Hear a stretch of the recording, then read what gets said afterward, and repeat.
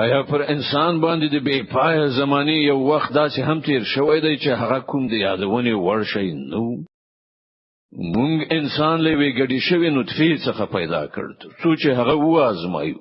او د دې غرض لپاره مونږ هغه اوریدونکو او لیدونکو وګرځاو مونږ هغه ته لار وښودله اوس په خپل د دې په ارادي پورې اړه لري چې شکر کوونکی کیږي او کفر کوونکی د کافرانو لپاره مونږ زنجیرونه توقونه او لمبه وهونکي اور تیار کړای دی د دې پر خلاف خلک به په جنت کې د شراب داسې جامونه څکي چې په هغو کې به د کافور او بغړي شوی وي دا به یو بهیدونکي چې نوې چې د هغې له اوبو څخه به د الله بندگان څکي او کوم لوري ته چې زړه وي په اسانۍ سره به هغې خواته بهوي دا به هغه کسان وي چې په دې دنیا کې خپل نظرونه تر سره کوي او له هغه ورځې نه ویریږي چې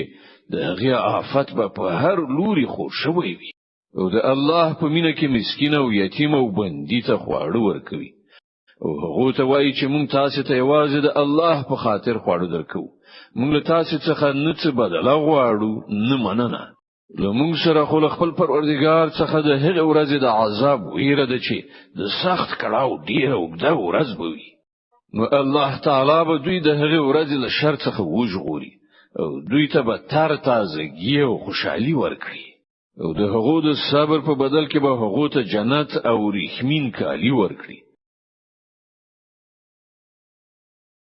هلته به هغوی پر لوړو مسندونو باندې تکیه وهلي ناست وي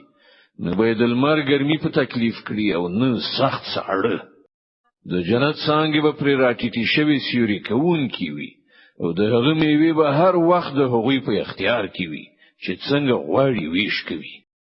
د هغو مخې ته به د سپینو زرو لوخي او د خيخو ګلاسونه ګرځول کیږي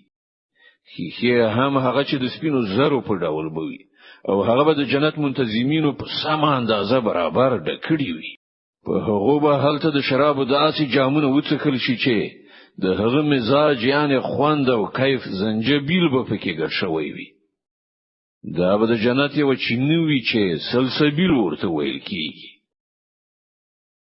او د هغه د خدمت لپاره به داسې هلکان ګرځي راګرځي چې تل به په یو حالت کې وي